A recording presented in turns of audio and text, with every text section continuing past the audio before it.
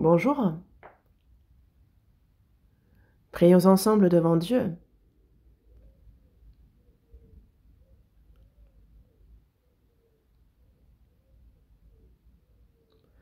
Dieu notre Père, toi qui abondes en amour et en grâce, merci.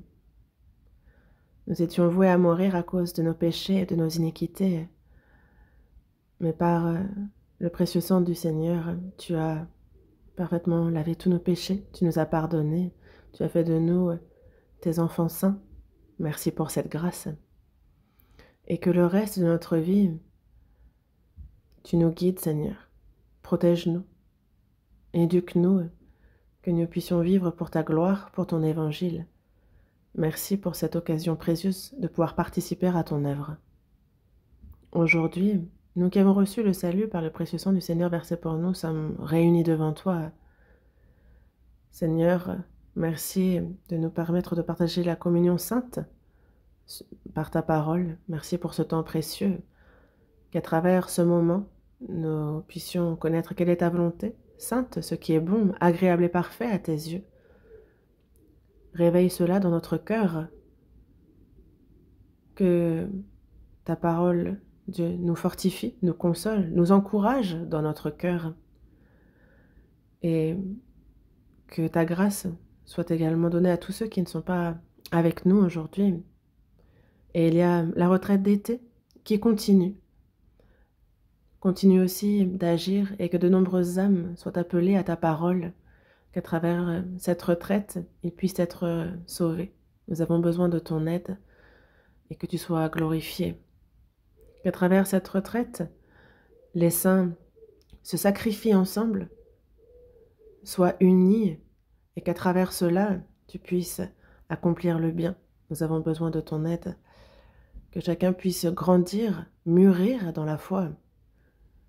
Ton évangile est prêché dans le monde entier, et en tout lieu où c'est le cas, manifeste ton œuvre, ta grâce.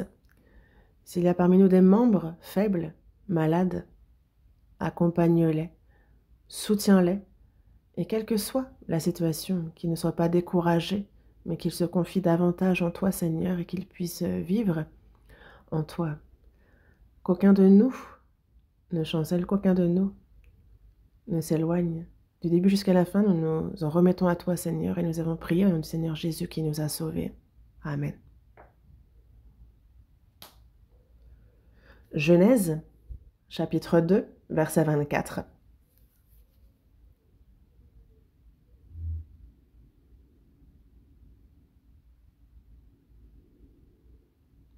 Genèse, chapitre 2, verset 24.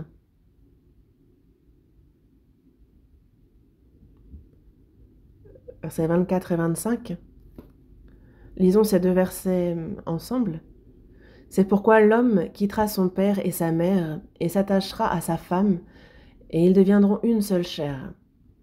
L'homme et sa femme étaient tous deux nus, et ils n'en avaient point honte.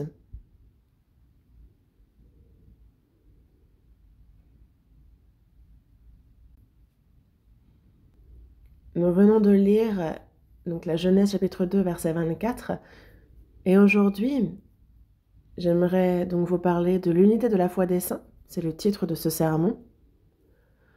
Nous avons lu le verset 24, non pas pour parler de la famille, mais ici, s'attacher, aussi traduit en coréen par l'union, est la première mention de ce mot dans la Bible.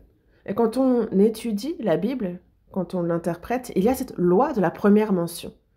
Quand Dieu aborde pour la première fois un thème, et mentionne pour la première fois un mot, il y a donc cette loi de la première mention qui s'applique. On peut voir le cœur de Dieu à ce moment-là, et sa volonté se manifeste à ce moment-là. Et lorsque le mot est mentionné pour la première fois, alors la signification qu'il a dans ce passage, dans ce paragraphe, s'applique ensuite à ce mot dans la Bible en général. C'est dans ce sens-là qu'il est utilisé dans les autres passages aussi. C'est pour ça que nous avons cherché ce verset. Après notre salut, dans la vie de foi des saints, il y a un élément très important, et l'unité, l'union en est un. Ici, on voit que l'homme quitte son père et sa mère, qu'il s'attache à sa femme et qu'il devient une seule chair avec sa femme. Évidemment que ça nous parle de la famille. Et en même temps, ça nous explique la relation entre Dieu et l'homme. L'homme symbolise Dieu ici. La femme symbolise l'humain, l'homme. Et c'est pour cela que dans 1 Corinthiens chapitre 11, verset 7, il est dit « L'homme est l'image, la gloire de Dieu ». Et lorsqu'une famille est formée, le mari, au sein de cette famille, symbolise Christ et la femme symbolise l'Église. C'est pour cela que dans une famille, le mari, la femme symbolise cette relation, explique cette relation entre Christ et l'Église. Et c'est pour ça que dans Éphésiens chapitre 5, versets 31 et 32, il est dit « C'est pourquoi l'homme quittera son père et sa mère, il s'attachera à sa femme, et les deux deviendront une seule chair. » Ce mystère est grand. Je dis cela par rapport à Christ et à l'Église. Un couple, c'est deux personnes complètement différentes qui forment une famille, qui s'attachent, qui s'unissent pour devenir une seule chair. Un couple rencontre beaucoup de différences. Déjà, c'est un homme et une femme qui s'unissent. Une grande différence, donc. Le tempérament, le caractère est différent. Ils ont vécu dans des environnements différents. Et les connaissances qu'ils ont accumulées jusqu'à présent sont différentes. Ils ont des loisirs différents. Et malgré toutes ces différences, pourtant, c'est dans un même lieu, dans une même maison qu'ils vont vivre. Ils vont utiliser le même lit, manger la même nourriture et vivre dans le même but. Et un couple va se réjouir ensemble, être triste ensemble. C'est le meilleur et le pire qu'ils vont vivre ensemble.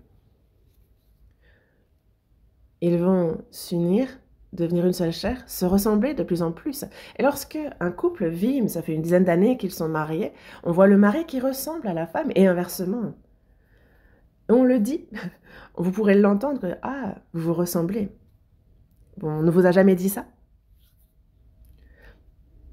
Et c'est vrai, c'est un fait, on se ressemble. Il s'attachera à sa femme et les deux deviendront une seule chair. Ici, s'attacher, ce mot en hébreu, signifie au départ lorsque deux éléments sont liés et ne peuvent plus être déliés.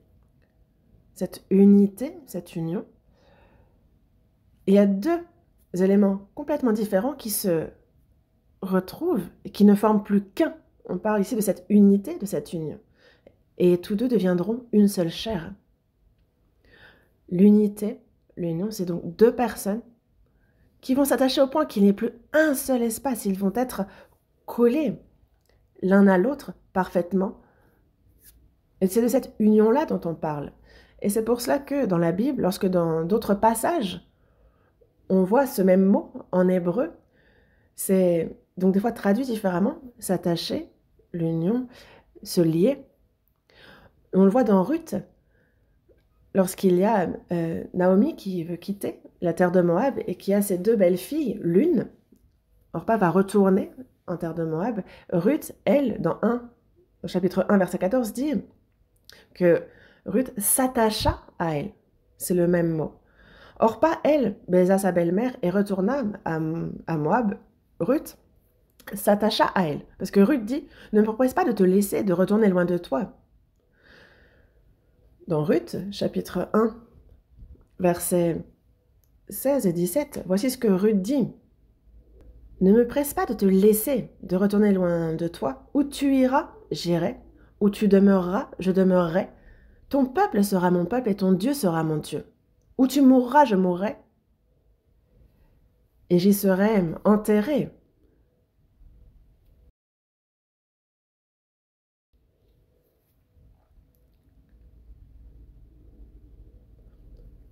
Que l'Éternel me traite dans toute sa rigueur, si autre chose que la mort vient à me séparer de toi.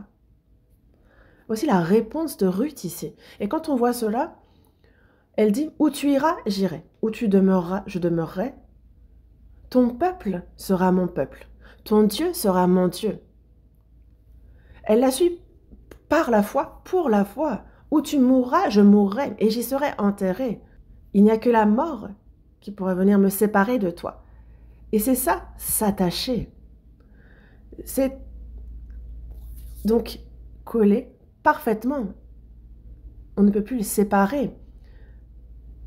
Israël, peuple élu de Dieu, sont donc liés à Dieu. Ce sont donc deux éléments qui s'attachent, qui sont liés, collés et qui ne peuvent plus se décoller. C'est ça l'unité, l'union dans la Bible. Quand on reçoit le salut, la chose à laquelle il faut se méfier le plus, c'est l'individualisme. C'est le plus grand mal de ce monde. Ce monde passe et c'est de plus en plus individualiste. Mais ça, ce n'est pas spirituel, c'est vraiment mondain. C'est vraiment quelque chose de profane. Dans la foi, nous avons besoin de l'unité, de l'union. Il faut que les saints s'unissent les uns aux autres, s'unissent à Dieu. Et c'est ça, un couple, ce sont deux éléments complètement différents qui vont s'unir et devenir un. De même, une personne sauvée doit être attachée de la même manière à Dieu, et les saints, entre eux aussi, doivent être unis de la même manière. C'est là la volonté de Dieu. Devenir un par une union parfaite, par une unité complète. Ça, c'est la volonté du Seigneur. Et c'est aussi le sujet même de sa prière. Voyons dans l'Évangile selon Jean, chapitre 17. Évangile selon Jean, chapitre 17.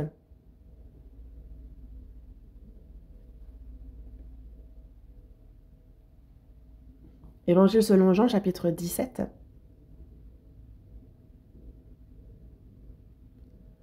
Verset 20 à verset 23. Lisons ensemble lentement. Ce n'est pas pour eux seulement que je prie, mais encore pour ceux qui croiront en moi par leur parole, afin que tous soient un, comme toi, Père, tu es en moi, et comme je suis en toi, afin qu'eux aussi soient un en nous, pour que le monde croie que tu m'as envoyé. Je leur ai donné la gloire que tu m'as donnée, afin qu'ils soient un comme nous sommes un. Moi en eux, et toi en moi, afin qu'ils soient parfaitement un, et que le monde connaisse que tu m'as envoyé, et que tu les as aimés comme tu m'as aimé.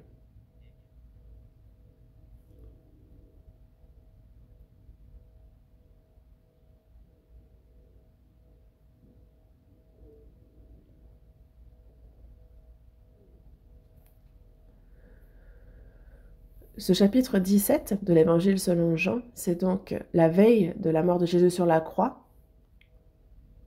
On le voit en tant que souverain sacrificateur adresser cette longue prière d'intercession pour nous à Dieu. Et donc prenez le temps personnellement de lire en détail cette prière, parce que ce pourquoi Jésus prie, c'est lié avec nous. Il a prié d'abord pour la gloire de Dieu. Il a ensuite prié pour la vie éternelle vis-à-vis de l'homme. Et le troisième point pour lequel il prie, c'est afin que ceux qui ont la vie éternelle ne la perdent pas. Il prie pour qu'ils soient gardés. Une personne sauvée peut être châtiée, mais ne connaîtra pas la perdition. Il a donc prié pour que tous ceux qui ont la vie éternelle la gardent. Et nous, durant notre vivant sur cette terre, que nous ne soyons pas tachés par ce monde, que nous puissions être saintement séparés de ce monde. Il a également prié pour ça. Et une autre chose, dans le passage que nous venons de lire, il a prié pour l'unité parfaite des saints.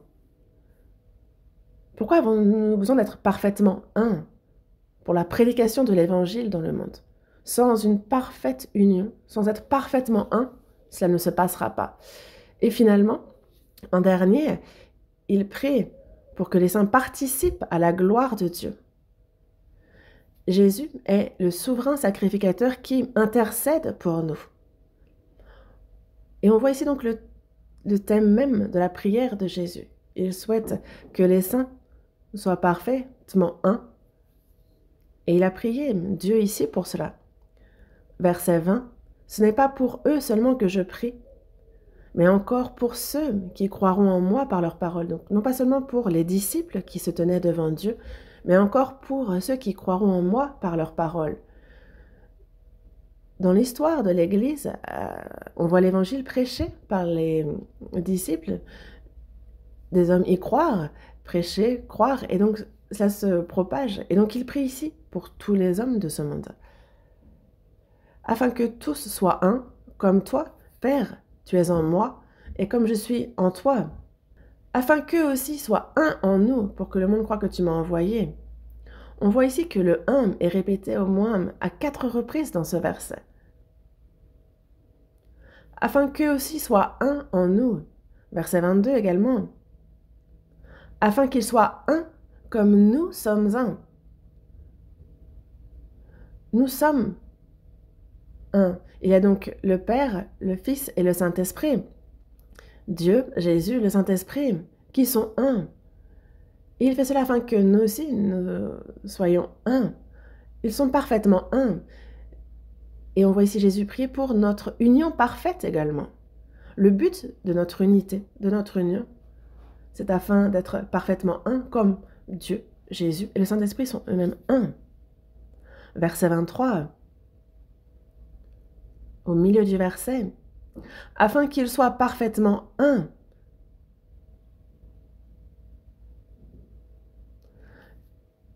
C'est afin qu'ils soient parfaitement un. Donc quand on regarde ce passage, on a aussi dans la première épître de Jean, on nous parle de notre communion avec le Père et avec son Fils, Jésus-Christ. Dieu le Père, Jésus le Fils, le Saint-Esprit, il y a cette communion avec le Père et avec son Fils. Et on parle ici de la même union. Comme le Père, le Fils et le Saint-Esprit sont parfaitement unis, il y a aussi dans la communion, nous devons être parfaitement un. Mais dans quel but? À la fin du verset 21, c'est afin qu'eux aussi soient un en nous, pour que le monde croie que tu m'as envoyé. À la fin du verset 23, afin que le monde connaisse que tu m'as envoyé et que tu les as aimés comme tu m'as aimé, afin que l'évangile soit prêché. Il y a donc cette communion avec le Père, avec son Fils, et il faut être parfaitement un pour la prédication de l'évangile et le salut des âmes. Et voici ce pourquoi Jésus a prié ici.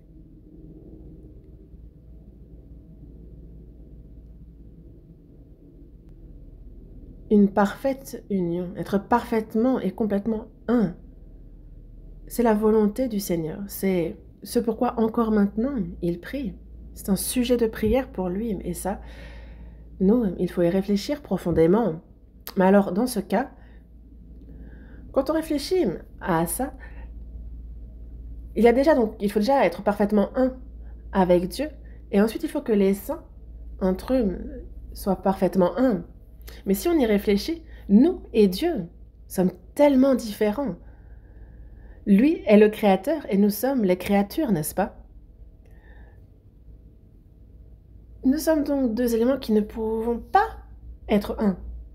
Mais Dieu, comment a-t-il fait que nous sommes un? Il y a la rédemption, il faut recevoir le salut, la vie de Dieu. Et il faut absolument que le Saint-Esprit entre en nous pour que cela devienne possible. À proprement parler, c'est impossible pour l'homme et Dieu d'être un. Mais si le Saint-Esprit vient, alors cela devient possible. Si on reçoit le salut, on reçoit la vie, alors cela devient possible. Dans la première épître aux Corinthiens, chapitre 6, verset 17, il dit « Celui qui s'attache au Seigneur est avec lui un seul esprit. » Lorsqu'on reçoit la rédemption, c'est cette rédemption, quand on la comprend, qui nous la fait comprendre? C'est le Saint-Esprit. Il ouvre notre cœur et nous fait comprendre l'œuvre de Dieu. Et cet esprit entre en nous. Et nous sommes donc un seul esprit avec lui. La personne sauvée a donc en elle, dans sa chair, le Saint-Esprit. Et dans 1 Corinthiens, chapitre 6, verset 19, il est bien dit « Ne savez-vous pas que votre corps est le temple du Saint-Esprit qui est en vous, que vous avez reçu de Dieu ?» Notre corps est le temple du Saint-Esprit. Ne savez-vous pas cela? Et les gens vivent n'importe comment parce qu'ils ne le savent pas. Ils vont là où il ne faut pas aller. Pourquoi? Parce qu'ils ne savent pas. Ils agissent n'importe comment. Pourquoi? Parce qu'ils ne savent pas. Ouvrons la Bible à Hébreux chapitre 10. Hébreux chapitre 10. Lorsqu'on reçoit le salut, le Saint-Esprit vient et nous sommes donc un avec Dieu. Hébreux chapitre 10, versets 15 et 16. Versets 15 et 16, lisons ensemble. C'est ce que le Saint-Esprit nous atteste aussi, car, après avoir dit, « Voici l'alliance que je ferai avec eux. Après ces jours-là, dit le Seigneur, je mettrai mes lois dans leur cœur et je les écrirai dans leur esprit. » Il ajoute, c'est ce que le Saint-Esprit nous atteste. Lorsqu'on reçoit le salut, il y a le Saint-Esprit qui entre en nous. Car après avoir dit, donc après avoir dit quoi? En fait, après ces jours-là, c'est donc à l'époque, donc lorsque le Saint-Esprit descend à la Pentecôte, et pour nous, à titre personnel, c'est ces jours-là, donc après le salut, je mettrai mes lois dans leur cœur et je les écrirai dans leur esprit. Ce n'est plus sur des pierres qu'il écrit cela. La loi de Dieu est désormais inscrite dans nos cœurs. Et c'est seulement possible si le Saint-Esprit entre en nous. Ceux qui sont en Adam naissent avec cette nature perverse, corrompue, et elle va donc suivre son instinct corrompu, péché, vouloir combler ses désirs charnels, profiter, se divertir, vivre pour sa propre gloire, dans son propre but.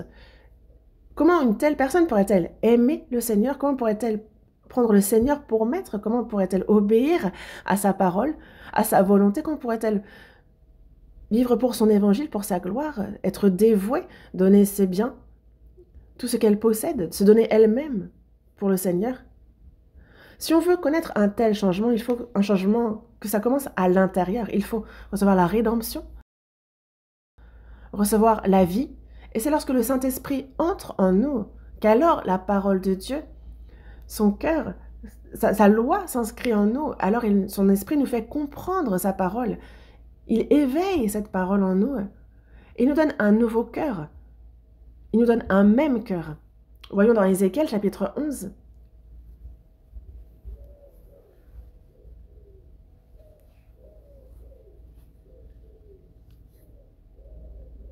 Ézéchiel chapitre 11, verset 19. Verset 19.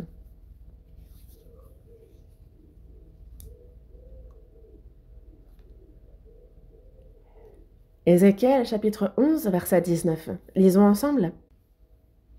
Je leur donnerai un même cœur, et je mettrai en vous un esprit nouveau. J'ôterai de leur corps le cœur de pierre, et je leur donnerai un cœur de chair. Afin qu'ils suivent mes ordonnances, et qu'ils observent et pratiquent mes lois, et ils seront mon peuple, et je serai leur Dieu. Il faut recevoir le salut. C'est une personne sauvée qui devient le peuple spécial vis-à-vis de Dieu, qui devient peuple de Dieu. Et c'est le salut qui a fait que nous sommes son peuple, que nous sommes désormais en relation avec lui. Mais il est dit ici, je leur donnerai un même cœur. Comment est-ce que nous et Dieu, comment est-ce que entre le Créateur et la créature, il peut y avoir un même cœur? Il faut le Saint-Esprit en nous pour que cela soit possible. Et il le dit ici, je mettrai en vous un esprit nouveau. Un esprit nouveau désigne ici le Saint-Esprit. Il nous a donné le Saint-Esprit pour que nous puissions connaître sa volonté, connaître son cœur, sa parole. Il nous a donné un même cœur dans ce but. Et nous prenons plaisir à la loi de Dieu, en l'homme intérieur. Et c'est grâce à lui que c'est possible. Dans Romains chapitre 7, verset 22, il est dit, l'homme intérieur prend plaisir à la loi de Dieu. Même si nous avons cette nature pécheresse, corrompue, il y a en nous le Saint-Esprit, ce même cœur, ce cœur transformé qui nous a donné, qui nous permet de vaincre cette nature corrompue. Nous pouvons donc obéir grâce à cela. Prenons l'exemple de la mouche et de l'abeille. La mouche est attirée lorsque ça empeste. Je m'excuse d'avoir à parler de ça, mais elle va vers les excréments. la mouche, si on l'entraîne constamment pour qu'elle aille vers les fleurs, vers le miel, vous aurez beau l'entraîner, à la moindre occasion, elle va courir vers ce qui empeste. C'est dans sa nature de mouche. Mais l'abeille, elle, c'est dans sa nature, c'est instinctif d'aller vers les fleurs pour faire du miel. La mouche, elle, si on l'entraîne à aller vers les fleurs, et l'abeille vers les crottes. En fait, ce n'est pas dans son instinct. Et de même, nous, ceux qui sont en Adam, ceux qui n'ont pas reçu le salut, encore ceux qui n'ont pas reçu la vie, qui n'ont pas le Saint-Esprit, ils auront beau chercher à vivre droitement, à vivre selon la parole de Dieu, on pourra les entraîner, les éduquer, les exercer. Au final, à la moindre occasion, ils vont suivre leur instinct et suivre le monde. Mais parce que nous avons un même cœur, parce que le Saint-Esprit est venu en nous, parce que nous avons un même cœur, alors malgré les difficultés, même s'il peut nous arriver de nous écarter, nous revenons à lui. Et c'est pour ça qu'ici, je leur donnerai un même cœur. Et il a mis en nous un esprit nouveau. Parce que nous avons reçu le salut, il a mis en nous le Saint-Esprit, et nous avons désormais un même cœur. Et nous pouvons donc activement obéir à la parole de Dieu. Voyons dans Deutéronome chapitre 4. Après notre salut, désormais, nous suivons Dieu activement. Deutéronome chapitre 4.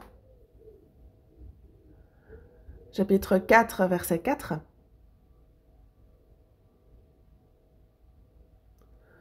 Deutéronome chapitre 4, versets 3 et 4. Nous allons lire ensemble. Vos yeux ont vu ce que l'Éternel a fait à l'occasion de Baal-Péor. L'Éternel, ton Dieu, a détruit du milieu de toi tous ceux qui étaient allés après Baal-Péor. Et vous, qui vous êtes attachés à l'Éternel, votre Dieu, vous êtes aujourd'hui tous vivants.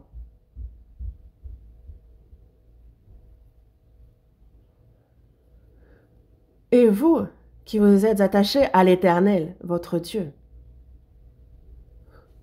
vous êtes attachés, comme lorsque deux éléments sont collés et on ne peut plus les décoller. Vous êtes attachés à l'Éternel, votre Dieu. Vous êtes aujourd'hui tous vivants.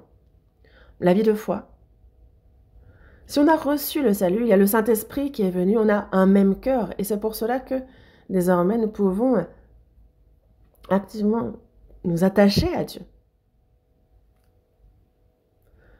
Jésus, lorsqu'il est attrapé pour être crucifié, dans Matthieu chapitre 26, verset 58, on voit Pierre qui à l'aube suit de loin Jésus.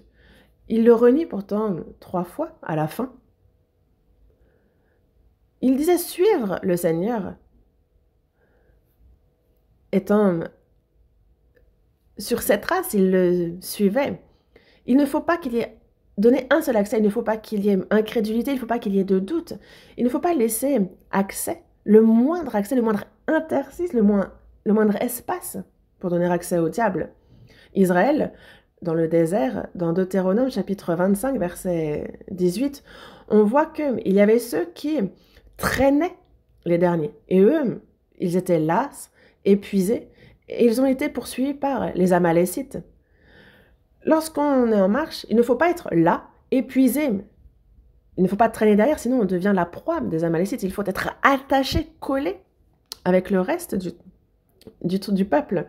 Et dans Nombre, chapitre 11, verset 1, on voit qu'il y avait ceux qui étaient à l'extrémité du camp. Et en fait, l'Éternel, il y avait ceux qui ont murmuré contre Dieu, ceux qui se sont plaints, et ça a déplu aux oreilles de l'Éternel. Et sa colère s'enflamma, le feu de l'Éternel s'alluma parmi eux et dévora l'extrémité du camp. Ceux qui étaient à l'extrémité du camp, ceux qui avaient donc mis de l'écart avec Dieu, parce que ce sont ceux qui sont à l'extrémité du camp, ceux qui n'étaient pas au cœur attachés. Ils ont murmuré, et donc le feu de l'Éternel s'est enflammé contre eux. Même au sein de l'Église, ceux qui sont actifs, ceux qui connaissent la volonté de Dieu, qui demeurent dans l'Église, il faut être unis activement. Mais s'il y a ceux qui sont à l'extrémité, sur le bord, lorsqu'il y a des troubles, lorsqu'il y a la tempête qui passe, alors ce sont ceux qui sont à l'extrémité qui seront secoués. Il faut être uni parfaitement, activement avec Dieu. C'est un enseignement que l'on peut recevoir ici quand on le voit, ce camp. Si on est au cœur du camp, alors il n'y a pas de murmure, on ne se plaint pas. Ceux qui sont actifs, ceux qui sont vraiment attachés à Dieu, qui ne laissent pas d'interstice pour le diable, ne seront pas troublés. Et c'est de même pour l'Église, il faut être attaché à l'Église. Et il faut que les ouvriers qui sont sur le front au sein de l'Église, qu'il n'y ait aucun accès laissé au diable. 2 Rois, chapitre 18.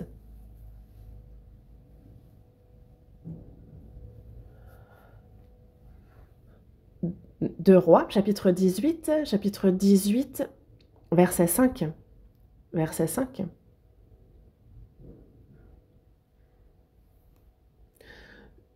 Il mit sa confiance en l'Éternel, le Dieu d'Israël, et parmi tous les rois de Juda qui vinrent après lui ou qui le précédèrent, il n'y en eut point de semblable à lui.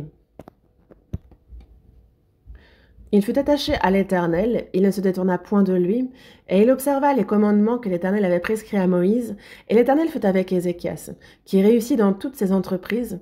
Il se révolta contre le roi d'Assyrie, et ne lui fut plus assujetti. Il battit les Philistins jusqu'à Gazam et ravagea leur territoire depuis les tours des gardes jusqu'aux villes fortes. On nous parle ici du roi Ézéchias. Il fut attaché à l'Éternel. Il mit sa confiance en l'Éternel. À quel point? Il fut attaché à l'Éternel. C'est le même mot, attaché ici, que dans la Genèse chapitre 2. C'est la même signification. Il était vraiment donc collé, scotché. On ne pouvait plus le décoller. Il était attaché à l'Éternel. Mais concrètement, qu'est-ce que cela signifie d'être attaché à l'Éternel? Il ne se détourna point de lui. Il observa les commandements que l'Éternel avait prescrits à Moïse. Être attaché parfaitement un avec Dieu, c'est connaître la volonté de Dieu, connaître sa parole, ne pas s'en détourner, observer ses commandements et obéir parfaitement. Ça, c'est être parfaitement un avec Dieu. Alors, on peut avoir de l'assurance. On voit qu'il réussit dans toutes ses entreprises. Il bâtit les Philistins. Il a pu, avec assurance, rejeter toute alliance qu'a voulu engager les Philistins. Dieu lui a donné la victoire. La première des choses, c'est donc de recevoir le salut. Une fois sauvé, on reçoit le Saint-Esprit et un même cœur. Et réellement, dans notre vie, on connaît la volonté, la parole de Dieu, et nous pouvons donc activement faire en sorte de ne pas avoir un seul petit accès entre moi et Dieu. Être parfaitement unis, c'est le but même de notre vie de foi. Et vous, frères et sœurs, est-ce que entre vous et Dieu, est-ce qu'il y a un interstice? Est-ce qu'il y a un accès que vous donnez au diable? Est-ce qu'il y a des conflits, des doutes? Ou alors est-ce qu'il y a quelque chose qui a pris place entre vous et Dieu? Quelque chose que vous auriez mis avant Dieu? Si c'est le cas, il faut s'en défaire. Nous sommes donc unis avec Dieu, mais il y a aussi cette union parfaite avec les saints. Mais en réalité, quand on reçoit le salut, nous pouvons savoir que déjà, Dieu a fait que nous sommes un. Voyons dans Éphésiens chapitre 4. Éphésiens chapitre 4. Éphésiens chapitre 4.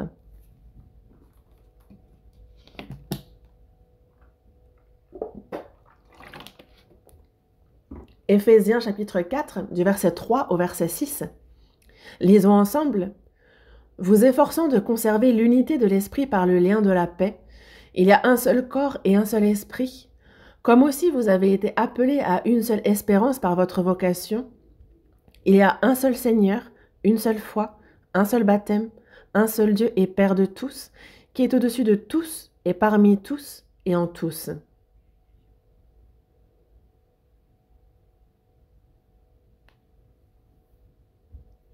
Ici, chapitre 4, verset 3, vous efforçant de conserver l'unité de l'esprit par le lien de la paix. Cela veut donc dire, que pour conserver, il faut qu'il y ait déjà unité de l'esprit. Il a déjà établi cette unité de l'esprit. Et cette unité de l'esprit repose sur les 7 éléments décrits ensuite. Il y en a 7. Il y a donc cette Trinité sainte, le Père, le Fils, le Saint-Esprit, auxquels nous croyons, sont un. La Trinité à laquelle je crois, celle auquel croient les saints, c'est la même. Ici, il y a un seul esprit. Verset 5, il y a un seul Seigneur. Et verset 6, un seul Dieu. Cette Trinité, le Dieu, le Père, le Fils, est un. Il y en a une seule, et nous y croyons. Deuxième chose, il y a une seule foi, une seule espérance. Et l'espérance que nous avons est la même. Et aussi, il y a un seul corps et un seul baptême. Le corps dont nous parlons ici, c'est l'Église. Les saints sauvés, il y a ce troupeau, cette Église. Il y a un seul baptême. Non pas ce n'est pas deux baptêmes, celui où on nous asperge ou celui où on entre dans l'eau. En fait, il n'y en a pas plusieurs, il n'y en a qu'un. C'est celui où on entre complètement dans l'eau. Et il y a donc ces 7 points communs. Dans Éphésiens chapitre 2, on voit que les Juifs et les païens sont différents sur 7 points. Mais Dieu, lui, qui est notre Père, il y avait le problème de la circoncision, il y avait les lois, il y avait aussi le temple, ce temple qui était visible à vue d'œil, mais Dieu a renversé le mur de séparation, l'inimitié, le mur entre Juifs et les païens. Désormais, il n'y a plus besoin de cette loi. Il a renversé ce mur qui séparait les Juifs et les païens. Et il a fait enlever le temple à Jérusalem. Il a enlevé tout ce qui faisait obstacle à cette union, cette unité entre Juifs et païens. Il a fait qu'ils soient parfaitement un. Et dans Colossiens chapitre 3, verset 11, il n'y a ici ni grec, ni juif, ni circoncis, ni incirconcis, ni barbare, ni scythe, ni esclave, ni libre, mais Christ est tout et en tous. Grec, juif, circoncis, incirconcis, que l'on soit circoncis ou non, ça ne pose plus problème. Ni barbares, donc ceux qui ne sont pas instruits, et les scythes sont ceux qui étaient vraiment violents, cruels. C'était un peuple extrême dans les temps anciens. Même une personne violente, extrême, lorsqu'elle reçoit le salut, l'esprit entre en elle et elle est transformée. Donc il n'y a plus de distinction. Coréens, Togolais, hommes, femmes, très instruits, n'ayant pas beaucoup appris, riches ou pauvres, cela ne pose plus du tout problème. Il n'y a plus de distinction. Dieu a déjà construit cette unité. Et nous, ce qu'on doit faire désormais, on doit s'efforcer de conserver l'unité que Dieu a faite. Et pour conserver cette unité, quel effort devons-nous fournir? Chapitre 4, verset 1. « Je vous exhorte donc, moi, le président dans le Seigneur, à marcher d'une manière digne de la vocation qui vous a été adressée. En toute humilité et douceur, avec patience, vous supportant les uns les autres avec la charité. » Notre cœur s'humilie quand on reçoit le salut. Et parce que nous sommes humiliés, nous avons pu recevoir le salut, il y a donc cette douceur, cette humilité qui est la base même de cette unité. Il faut nous accepter les uns les autres. Avec l'amour que nous avons reçu, c'est possible. Quand on réfléchit à l'amour que nous avons reçu du Seigneur, il n'y a rien que nous ne puissions pas pardonner vis-à-vis des frères et sœurs. Et nous continuons. Il y a cette chair, nous avons des faiblesses, nous sommes susceptibles sur certains points, mais nous sommes ceux qui avons été pardonnés de nos iniquités. Et Dieu nous a pardonnés, nous n'avons donc rien que nous ne pourrions pas pardonner vis-à-vis des autres. Donc il y a la douceur, l'humilité, sur laquelle nous nous basons. Pour cela, il y a cet amour, cette patience. qui nous permet de garder cette unité, de la conserver. Verset 12, verset 13. Jusqu'à ce que nous soyons tous parvenus à l'unité de la foi et de la connaissance du Fils de Dieu, à l'état d'homme fait, à la mesure de la stature parfaite de Christ. Deuxième chose que nous ayons à faire, c'est de parvenir à l'unité de la foi et de la connaissance. L'unité de la foi et de la connaissance du Fils de Dieu. Parce que si c'est différent, alors forcément que cela divise. Il nous faut apprendre constamment ensemble. Et c'est pour cela que c'est dans plus de 220, plus de 2000 églises que le mercredi, tout le monde écoute le même sermon. Nous apprenons la même parole pour pouvoir être un, pour garder et conserver cette unité de la foi et de la connaissance. Et le sermon du mercredi joue un rôle important dans ce sens. Sans cela, comment est-ce que nous pourrions être un, alors qu'on parle d'unité de la foi et de la connaissance? Et c'est pour ça que qu'on soit en Afrique, où qu'on aille, où qu'on soit, le plus important, c'est ce qu'on enseigne, d'être un dans la foi, dans la connaissance. Et nous nous efforçons constamment d'être précis sur la prédication. Et dans ce monde aussi, l'éducation est la partie la plus importante à l'échelle d'un État. Nous aussi, à l'échelle de l'Église, nous continuons à apprendre la parole. Ça nous entraîne, ça nous exerce. Et alors, ça édifie l'Église, ça la renforce. Et une autre chose aussi, à laquelle nous devons nous efforcer, chapitre 4, verset 16, lisons ensemble. C'est de lui, et grâce à tous les liens de son assistance, que tout le corps, bien coordonné et formant un solide assemblage, tire son accroissement selon la force qui convient à chacune de ses parties et s'édifie lui-même dans la charité. Ici, il y a tout le corps, l'Église, et il y a aussi chacune de ces parties, ça comprend chacun des membres, chacun d'entre nous, mais bien coordonné et formant un solide assemblage, ça tire son accroissement. On se sacrifie ensemble, nous sommes unis, nous vivons le meilleur comme le pire ensemble, et c'est là que l'on grandit, que l'on croit et que l'on porte du fruit, en conservant cette unité que Dieu a placée. Donc entre saints, il faut être parfaitement un, cette unité que Dieu a fait, et il nous faut nous efforcer de conserver cette unité. Et il y a pour nous à faire dans ce sens. L'une des choses est de s'efforcer d'être assidu, de s'efforcer de se réunir. Hébreux chapitre 10. Hébreux chapitre 10, verset 21. Et puisque nous avons un souverain sacrificateur établi sur la maison de Dieu, approchons-nous avec un cœur sincère, dans la plénitude de la foi, les cœurs purifiés d'une mauvaise conscience et le corps lavé d'une eau pure. Retenons fermement la profession de notre espérance, car celui qui a fait la promesse est fidèle. Veillons les uns sur les autres pour nous exciter à la charité et aux bonnes œuvres. N'abandonnons pas notre assemblée, comme c'est la coutume de quelques-uns. Lisons ensemble. Mais exhortons-nous réciproquement, et cela d'autant plus que vous voyez s'approcher le jour. Ça commence par cette maison de Dieu, qu'est l'Église. Verset 21, la maison de Dieu, l'Église a établi, donc il y a un souverain sacrificateur, il y a Jésus pour nous.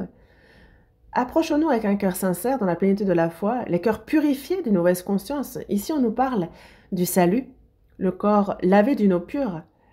Nous avons été lavés par le sang de Jésus. Et Hébreux 9.10 nous parle, 9.10 nous parle constamment de ce sang qui nous a lavés, qui nous a purifiés. Mais alors, nous, dans l'Église, il nous faut servir le Seigneur. Et deux choses dont nous avons besoin, c'est donc d'avoir un cœur sincère et la plénitude de la foi. Le cœur compte et la foi aussi. Parce que Dieu reçoit tout ce que nous faisons d'un cœur volontaire et par la foi. Approchons-nous avec un cœur sincère dans la plénitude de la foi. Et nous, il nous faut veiller les uns sur les autres, nous exhorter. Et surtout, ne pas abandonner notre assemblée comme c'est la coutume de quelques-uns, mais exhortons-nous réciproquement, et cela d'autant plus que vous voyez s'approcher le jour. Il faut se réunir. Plus la venue du Seigneur s'approche, et plus il nous faut nous réunir. On ne peut prêcher seul, on ne peut vivre correctement seul de notre côté. Il faut se réunir. Et c'est pour ça que dans Actes chapitre 2, verset 42, le Saint-Esprit est descendu à la Pentecôte et l'évangile a été prêché. 3000 personnes ont reçu le salut et il est dit qu'ils persévéraient dans l'enseignement des apôtres, dans la communion fraternelle, dans la fraction du pain et dans les prières. Qu'est-ce qu'enseignaient les apôtres? Ce que le Saint-Esprit leur enseignait. Et ils persévéraient dans les prières, dans la communion fraternelle. Et c'est pour cela que ils s'efforçaient, ils étaient assidus au temple, pardon. Ils avaient un même cœur, ils se réunissaient et ils évangélisaient activement. Et c'est pour cela que le Seigneur ajoutait chaque jour à son Église ceux qui étaient sauvés. Nous, de notre côté, que devons-nous faire? Nous efforcer de nous rassembler, de nous retrouver, de nous réunir. Il nous faut unir nos forces pour la foi, pour la prédication de l'Évangile. Dans Philippiens chapitre 1, verset 27, il est dit seulement « Conduisez-vous d'une manière digne de l'Évangile de Christ, afin que, soit que je vienne vous voir, soit que je reste absent, j'entende dire de vous que vous demeurez ferme dans un même esprit, combattant d'une même âme pour la foi de l'Évangile. » Conduisez-vous d'une manière digne de l'Évangile de Christ. On voit après, c'est décrit. Il nous faut donc... Nous sommes citoyens du ciel. Nous avons la citoyenneté du ciel. Il nous faut vivre comme il se doit alors. Il nous faut se conduire en citoyen. Et l'une des choses est donc de demeurer ferme dans un même esprit et de combattre d'une même âme pour la foi de l'Évangile, de prêcher ensemble. Il nous faut combattre ensemble, unir nos forces, être unis pour la prédication de l'Évangile. Dans le psaume 133, il est dit « Voici, ô qu'il est agréable, qu'il est doux pour des frères de demeurer ensemble. » Dieu, du ciel, que trouve-t-il le plus beau, le plus agréable? C'est lorsque les frères demeurent ensemble. Les frères ici ne sont pas les frères charnels, mais ceux qui ont reçu la vie, le salut par le sang du Seigneur, ceux qui ont l'esprit en eux, ceux qui servent Dieu, qui par le même sang sont devenus frères et sœurs. Demeurer ensemble, être unis. Et on a la retraite d'été qui est l'événement crucial de l'année. Et voyez combien c'est beau, agréable aux yeux de Dieu.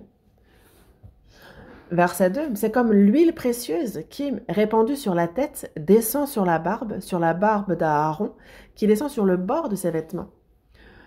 L'huile précieuse, donc cette grâce, c'est lorsqu'on oint un roi, un souverain sacrificateur, il y a l'huile précieuse qui se répand sur la tête, qui descend sur la barbe et qui descend sur le bord de ses vêtements.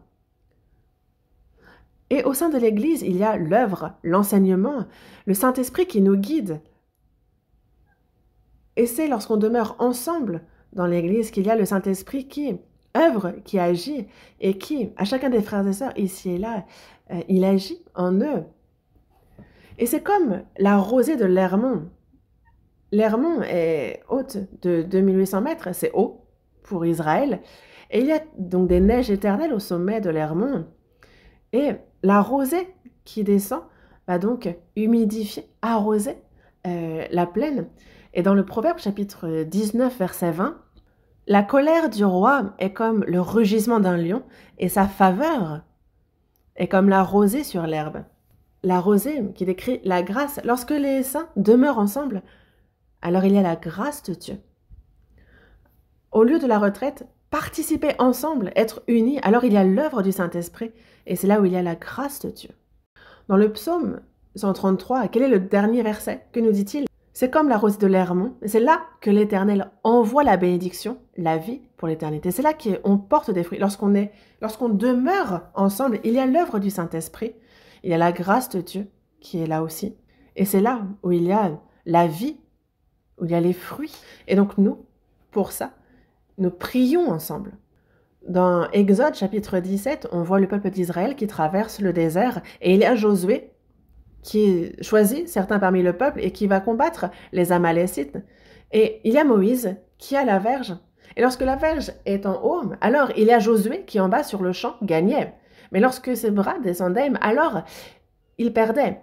Et cette verge désigne la puissance de Dieu, symbolise sa puissance, sa force. Et Moïse était accablé, fatigué, et ses bras, ses mains descendaient. On ne peut pas être indéfiniment les bras levés. Il y a Aaron et Hur qui l'ont soutenu. Ils ont pris une pierre, on dit à Moïse de s'asseoir ici, et Aaron et Hur l'ont soutenu, ont soutenu ses bras à côté de lui. Et c'est pour cela que le soleil ne s'est pas couché et ils ont vaincu. Josué a été vainqueur. C'est écrit dans Exode chapitre 17. Mais pourquoi avoir écrit une telle chose? C'est que la puissance de Dieu est là lorsqu'il y a union dans la prière des saints, lorsque on unit nos forces, alors Dieu manifeste sa puissance. On voit la victoire. Et c'est pour nous faire comprendre cela qu'il a écrit ça. Il nous faut donc prier. Et réellement, sur place, il est important d'être là. Il est important d'y être. Cette fois-ci, au Togo, il y a eu plus de 800 sauvés, plus de 500 baptisés. Et je remercie Dieu d'avoir été sur place. J'y étais. Je peux le dire, j'y étais. Et la retraite d'été 2023, j'y étais. Là où il y avait la vie, j'y étais. C'est ça qui compte, d'y être. Même si je fais peu, j'y étais. J'étais avec vous, même si je n'ai pas fait grand-chose. Juge chapitre 5. Juge chapitre 5.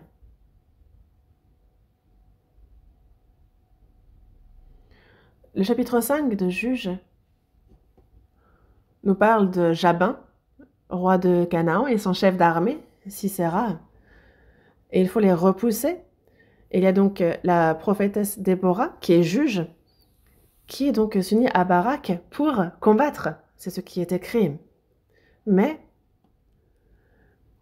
il y a eu une grande victoire et le peuple s'en réjouit. Verset 1. En ce jour-là, Déborah chanta ce cantique avec Barak, fils d'Abinoam. Des chefs se sont mis à la tête du peuple en Israël et le peuple s'est montré prêt à combattre. Bénissez en l'Éternel. Le peuple s'est montré prêt à combattre. Verset 9 aussi. Mon cœur est aux chefs d'Israël, à ceux du peuple qui se sont montrés prêts à combattre. Bénissez l'Éternel. Verset 12 aussi. Réveille-toi, réveille-toi, Déborah. Réveille-toi, réveille-toi. Dis un cantique. Lève-toi, Barak, et emmène tes captifs, fils d'Abinoam. Alors un reste du peuple triompha des puissants. Donc on les voit se réveiller. Et lorsqu'ils ont ainsi un même cœur et qu'ils font la guerre ensemble, ils sont victorieux. Mais on voit qu'il y a ceux qui n'ont pas participé, verset 15. Les princes d'Issachar furent avec Déborah, et Issachar suivit Barak. Il fut envoyé sur ses pas dans la vallée, près des ruisseaux de Ruben. Grandes furent les résolutions du cœur. Quand on lit, ça sonne bien. Grandes furent les résolutions du cœur, près des ruisseaux de Ruben. Grandes furent les résolutions du cœur. Il y a des grandes résolutions dans le cœur, mais il n'y a pas d'action. Il faut aller à la retraite. Ils le disent, ils se préparent, mais en réalité, ils n'ont pas participé.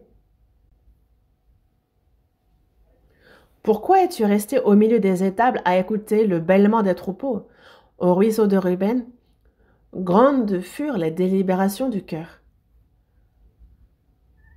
Grandes furent les résolutions, mais ils ne sont pas partis. Grandes furent les délibérations du cœur. Il y a ceux qui hésitent. J'y vais pas, ceux qui pèsent le pour et le contre. Et Galad, au-delà du Jourdain, n'a pas quitté sa demeure. Pourquoi Dan s'est-il tenu sur les navires? Hazer s'est assis sur le rivage de la mer et s'est reposé dans ses ports. Galad n'a pas quitté sa demeure. Il est resté confortablement chez lui à prendre soin de ses affaires. Il y a ceux qui font ainsi, verset 18. Zabulon est un peuple qui affronta la mort, et Nephtali de même sur les hauteurs des champs. Et il y a ceux qui, de leur côté, n'épargnent pas leur propre vie, participent à la guerre de corps et âme. Et verset 23. Maudissez Méroz, dit l'ange de l'Éternel, maudissez, maudissez ses habitants, car ils ne vinrent pas au secours de l'Éternel parmi les hommes vaillants. Alors qu'ils sont les plus proches, ceux de Méroz n'ont pas participé. Malheur, maudissez Méroz. Maudissez ses habitants. Il y a ces grandes guerres ceux qui se dévouent, ceux qui n'épargnent pas leur vie. Et il y a de l'autre côté ceux qui sont résolus mais qui ne participent pas. Il y a ceux qui pèsent le pour et le contre. Il y a ceux qui vont rester confortablement assis chez eux. Il y a ceux qui sont après, à côté, mais qui ne participent pas. Et Dieu sait tout ça. Et on le sait nous-mêmes. C'est important de pouvoir dire « j'y étais ». J'y étais. Et c'est pour ça que dans Néhémie chapitre 3, on voit que le peuple d'Israël revient de Perse et lorsqu'ils reconstruisent la muraille du temple, on voit au moins 29 fois qu'à côté d'eux travaillèrent un tel, un tel. À côté d'eux travaillèrent. Ensuite travaillèrent un tel et un tel. Ils reconstruisent la muraille du temple et chacun a sa zone à reconstruire. Et c'est dans 52 jours que ça a pu être reconstruit parce que chacun, en un laps de temps très court, chacun a fait sa partie. Et il y a ceux qui vont laver le riz pendant 3 nuits et 4 jours. Il y en a, ils vont simplement guider les voitures au parking pendant 4 jours. Certains vont simplement être au bureau de secours. Il y en a qui vont simplement faire le tri des poubelles. Chacun va être pendant 4 jours et 3 nuits à fond dans son travail et ça va faire qu'en tout, certains vont simplement faire les entretiens, mais chacun se donne corps et âme, il unit ses forces dans son domaine. C'est pareil pour la construction de la muraille, chacun a fait sa partie et la muraille a été reconstruite en un laps de temps très court. C'est pareil pour la retraite d'été. Je ne fais peut-être pas grand-chose, mais ça porte des fruits pour la vie éternelle ailleurs. Et donc, il faut qu'on soit ensemble. Et quand on regarde dans Néhémie chapitre 3, verset 5, il est dit « À côté d'eux travaillèrent les Tékoïtes, dont les principaux ne se soumirent pas au service de leur Seigneur. » À toute époque, en tout lieu, il y a toujours ceux qui participent activement à l'œuvre de Dieu et ceux qui n'y prennent pas part, que l'on évangélise ou qu'on fasse le service, quoi qu'on fasse, on a à faire. Et cette retraite d'été 2023, j'y étais, il faut pouvoir le dire. Et c'est beau, j'y étais. Malheur aux individualistes. Il n'y a pas d'individualisme au sein de la vie de foi. C'est le pire. Malheur si je suis seule. Et nous, pour cette retraite d'été, il nous faut vraiment être unis. Et comme la Bible nous le dit, c'est comme un couple. Ce sont deux personnes complètement différentes qui se retrouvent, mais qui sont parfaitement un. Un couple s'attache, donc l'un s'attache à l'autre et ils ne deviennent qu'une seule chair. De même, nous aussi. Cette fois-ci, à travers la retraite d'été, soyons unis pour l'œuvre de Dieu. Prions ensemble.